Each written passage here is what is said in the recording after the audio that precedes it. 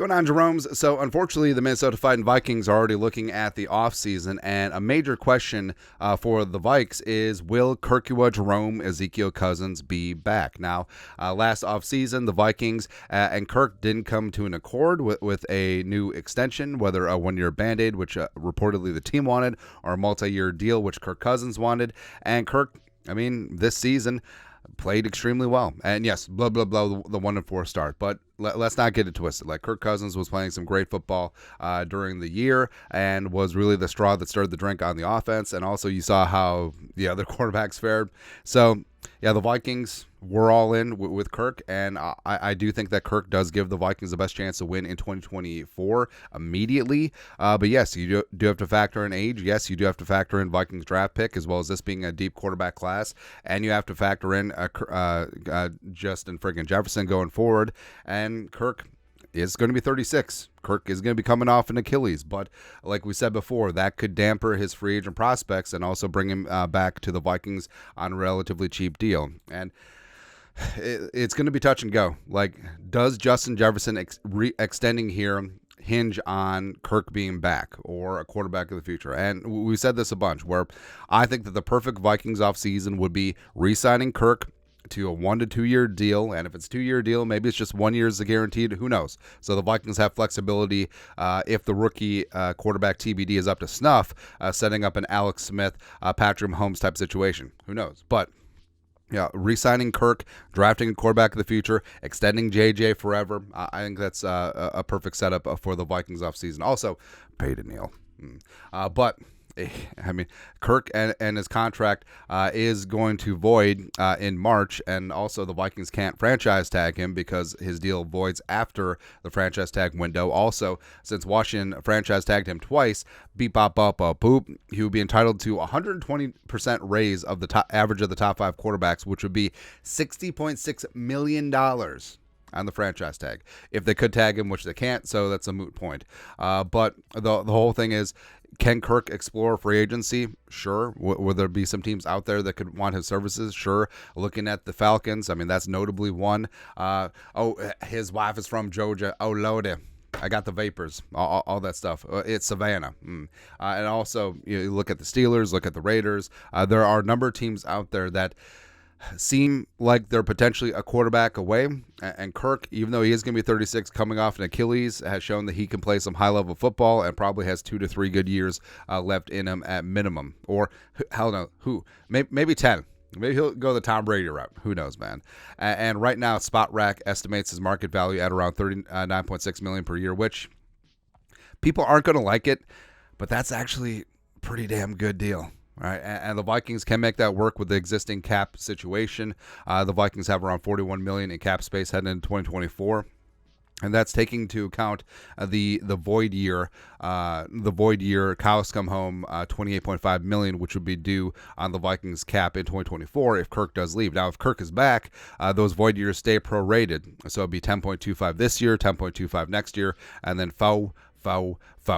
going forward. But again, if Derek Carr is worth this much, if Daniel Jones is worth this much, Kirk is worth this much. And that's the whole thing. But the question is, what if Kirk leaves? Well, there's a couple things. Like we said, that void dead cap hit of $28.5 million comes home to roost this year. But if your rookie starting quarterback is on his rookie deal, it's palatable for one season. Also, the Vikings, they can't trade Kirk because of the structure of the void years and the franchise tag, but would likely get a 2025 third-round comp pick. So looking forward to that. Woo. And also the Vikings should find themselves a bridge quarterback. And I like Nick Mullins. I don't think that he would be a guy that you would feel fine starting in a pinch. Who knows? But guys like Jameis... Even though I guess I saw someone put out there that Nick Mullins is just white Jameis. Just kind of funny. But Jabroni Brisket potentially out there. Tannehill, Gardner Minshew, Tyler Huntley. They're shelling out a couple $1 million, which ain't the end of the world. And you found that this year especially, that backup quarterback is extremely valuable, man. So shelling out $5-6 million on top of a rookie deal, on top of $28.5 million dead for one season for Kirk. I mean, it's manageable. You can do that. Also, the Vikings would have to be all in at quarterback. So they're at 11 currently. Now, you could stick and pick, and maybe Penix falls to you, maybe Nix, maybe McCarthy. We've seen some mocks where Daniels falls out of the top 10, which I kind of doubt. Or maybe the Vikings do make a play all the way up to get a Caleb Williams or a May or a Daniels. Who knows? But like we said, this is the class where you don't really have to sweat. Especially where the Vikings are at. You can get your quarterback of the future. You can get your guy and go from there. But I do think it's a spot where this would be the best spot for Kirk to win a Super Bowl. And I know that Atlanta, hey, maybe Ben Johnson goes there, the offensive guru, as well as you look at the weapons with the Falcons. Yeah, I mean, it would be tempting. But you look at when Kirk came in 2018, I mean, it really took him about 2.5 years to really integrate himself in with this team. And does he want to start the clock over with a brand new locker room? Because you listen to all the teammates talk about Kirk. You listen to Jefferson, you listen to Brian O'Neill, you listen to the defensive guys. They love Kirk Cousins. Like, he is their leader. He is their guy. They want him here. Now, for a couple extra bucks, does he want to go somewhere else and start over? I don't know, but I do think that there is a world where Kirk re-signs here. You Kirk around and find out. The Vikings still make their move for their future franchise quarterback, and for at least 1 year, maybe two. Maybe two. It's not the end of the world if the rookie sits for 2 years. Well, I guess he wouldn't be a rookie in year two. Anyways, it would not be the end of the world, especially if Kirk Cousins is playing at a high level, and it keeps Justin Jefferson happy, and it keeps JJ here in the great state of Minnesota. So we'll see. We'll see. Again, I think all options are on the table. Again, if I was a jelly bean betting man, which I am, I would say that it's probably like 85% that Kirk is still here in 2024.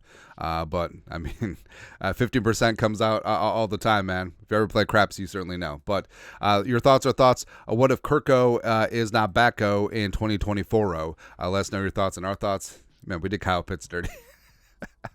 Let us know your thoughts and our thoughts in the comment section below. Subscribe for daily Vikings takes. Want to support the work? Put a little something in the Venmo. But till next time, Skol, production value.